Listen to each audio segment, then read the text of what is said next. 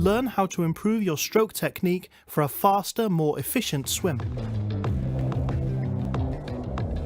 At the front of the stroke, gently place your hand into the water, entering with your fingertips first. Your palm should face the bottom of the pool, with your wrist slightly higher than your fingertips and your elbow higher than your wrist.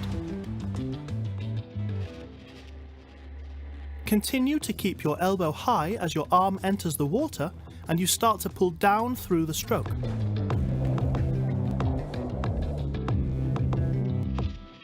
Press down with your forearm and try to hold as much water as possible. This is known as the catch position. As you hold the water with one hand, your other hand recovers out of the water. When pulling, point your fingers directly towards the bottom of the pool and keep your elbow positioned high. You should pull your body past your arm. Try to bring your pull, the phase where your hand is pulling down against the water, underneath your body. Keep your arm and hand beneath your body rather than out to the side as you pull through the stroke. Extend the arm at the back of the stroke, pushing backwards as your hand exits the water. Continue to bend your arm through the stroke, straightening it slightly as it exits the water. As your arm exits the water, bend your elbow, keeping it high towards the ceiling. Lead the recovery with your shoulder to keep your arm relaxed. Then extend your forearm to enter the water at the front of the stroke. Power paddles or finger paddles can be used to help you focus on improving the positioning of your hands as they enter the water.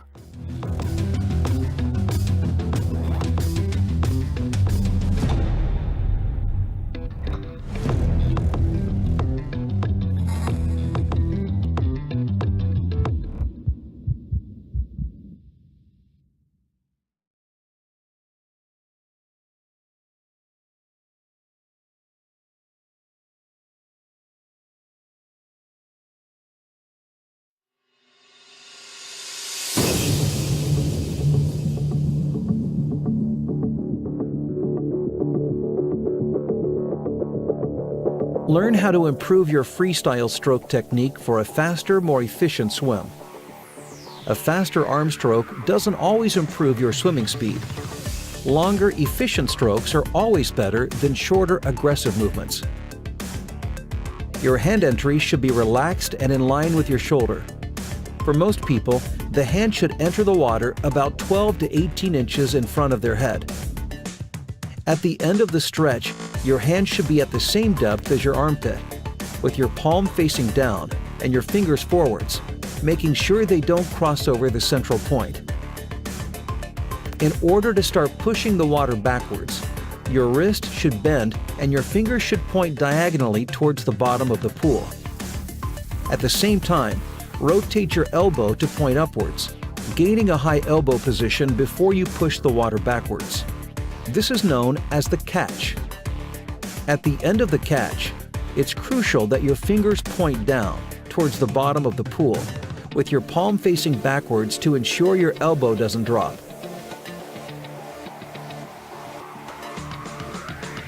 Moving into the pull phase of the arm stroke, your powerful chest and shoulder muscles take over and should begin pushing the water backwards, initiating your propulsion. Keep your palm facing backwards while your hand remains within your body line.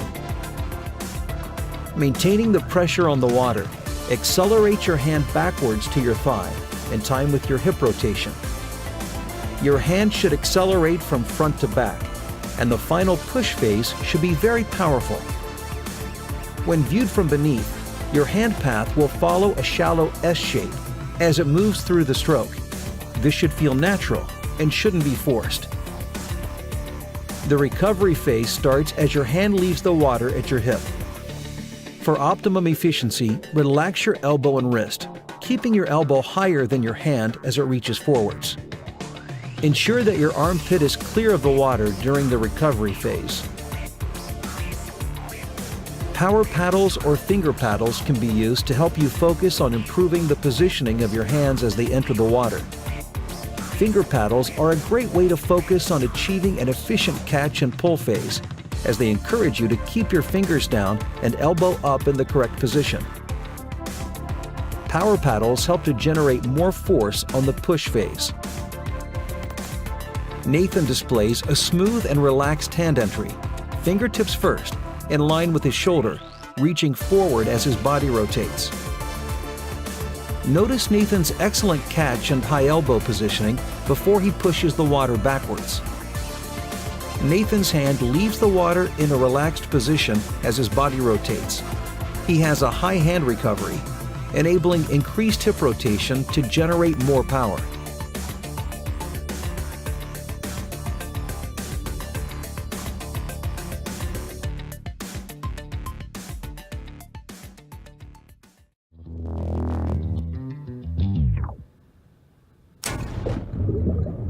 The stronger your legs, the more propulsion you will achieve, increasing the speed at which you're able to swim.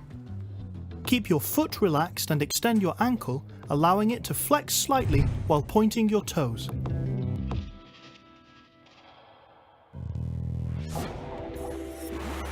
With a fairly straight-legged position, bend your knee slightly as your foot moves towards the surface, the up kick.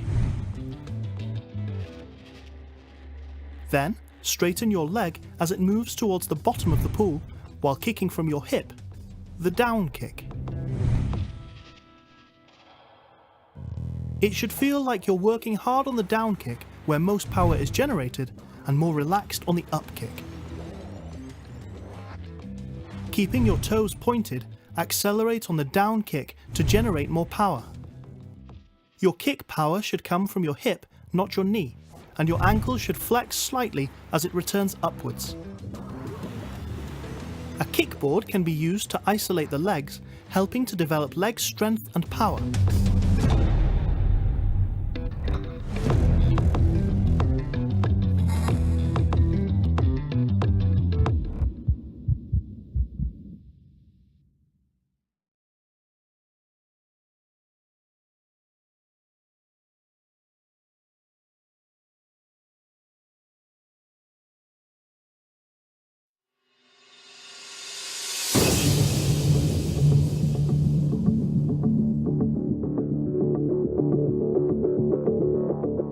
The stronger your leg kick, the more propulsion you can achieve. When performed correctly, your leg kick will help increase your swimming speed, while also assisting the stability of your stroke. The kick should be generated from your hips, with the power transferring through your knee and ankle as your foot flicks down.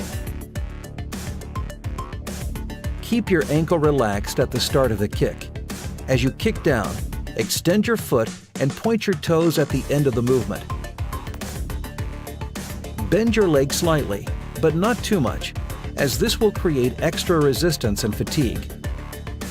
It's important to avoid lifting your feet too far out of the water as they recover, as this is counterproductive.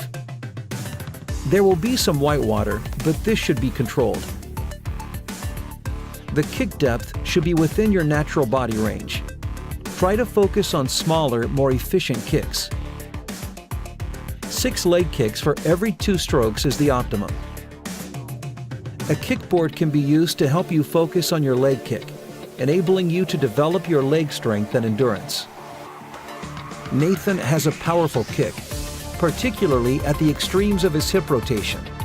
He has great ankle flexibility, which helps generate strong propulsion, especially at race speeds.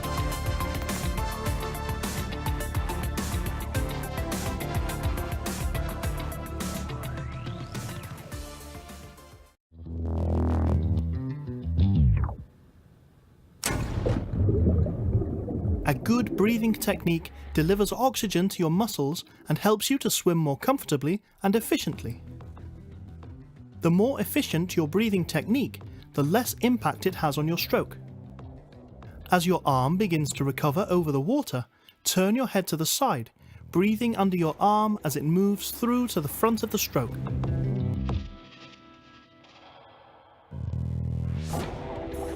Try to keep your body straight, only moving your head as you turn to breathe. Your body will rotate slightly, but aim to keep it as flat as possible. To breathe, turn your head slightly so that your mouth is just out of the water. Your eye line should be level with the side of the pool, not the roof. Reduce the amount you turn your head if necessary. Return your head to face the bottom of the pool as soon as possible after breathing. Always breathe in through your mouth, not your nose. Once you've returned your head to the neutral position, slowly breathe out through your nose or mouth. Exhale slowly and comfortably, breathing out until the next breath in. Try using fins to help support your body and keep it positioned high in the water.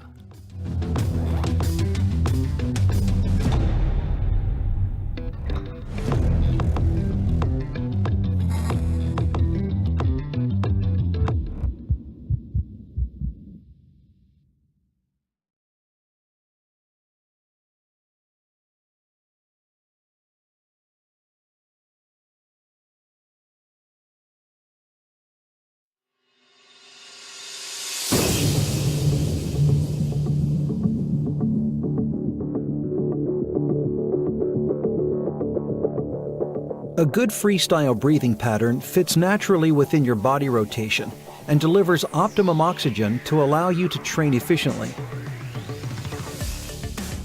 As one arm stretches forward and your opposite arm pushes back, your head should roll to the side at the same time as your body. Your head should be positioned near your outstretched arm. Maintain your head and spinal alignment to ensure you achieve the correct body position when breathing. Rotate your head to enable your mouth to clear the water and to take a breath. This should be performed in a controlled and relaxed manner. To maintain good body alignment, one eye should be above the water while the other eye remains below it. As your arm recovers over the water surface, try and synchronize the re-entry of your head in time with your body rotation. As you get faster, your head will create a small trough so that this movement is minimized. As your head re-enters the water, slowly release the air through your mouth or nose, or a combination of both. The number of breaths you need to take will depend on your level of exertion, so adjust the frequency according to your needs. As you become fitter, you may find that your breathing changes. Simply adjust the amount of breaths you need to take to feel comfortable. The harder you train, the more explosive your exhalation should become under the water. Nathan demonstrates an explosive breathing technique, exhaling just before he rotates to take in a breath. He maintains excellent body alignment while rotating his body. Try using a pull buoy so that you can focus on your breathing technique without having to think about your leg kick. Practice different breathing patterns. For example, changing the amount of arm strokes before you breathe. This will help you find a comfortable breathing technique.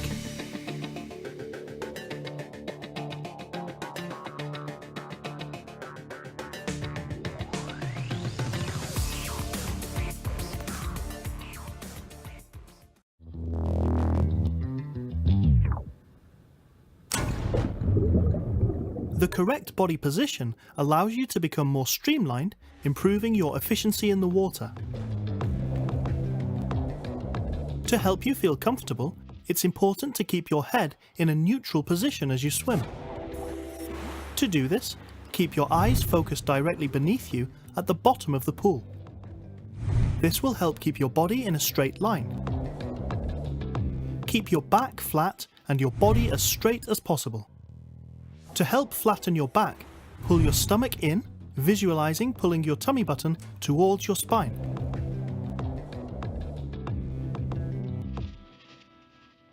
Your head should face the bottom of the pool, directly beneath you at a 90-degree angle, at all times until you turn to breathe. Fins can be used as a training aid to help keep your hips aligned correctly and prevent them from dropping. A center snorkel can help you focus on improving your body positioning without having to think about the breathing action of the stroke.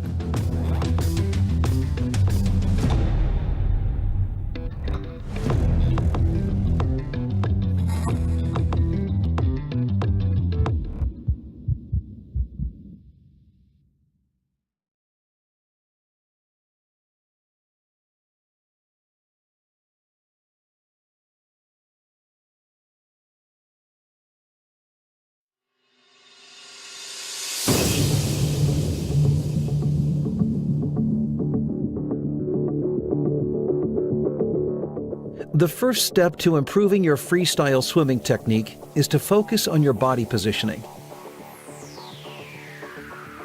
A streamlined body position will allow you to move through the water faster, while the rotation of your hips will help you generate more power. Keep your body as flat as possible, in a straight line. Keep your head still, avoiding side to side and up and down movements. This will help you achieve the most efficient body position. To gain more power in your stroke, ensure your hips rotate around your central core. Keep your back as flat as possible, pulling your stomach in. Visualize pulling your belly button in towards your spine.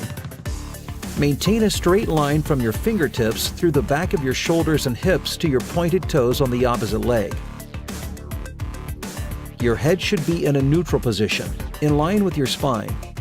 Your own individual natural eye line will depend on your body's buoyancy in the water.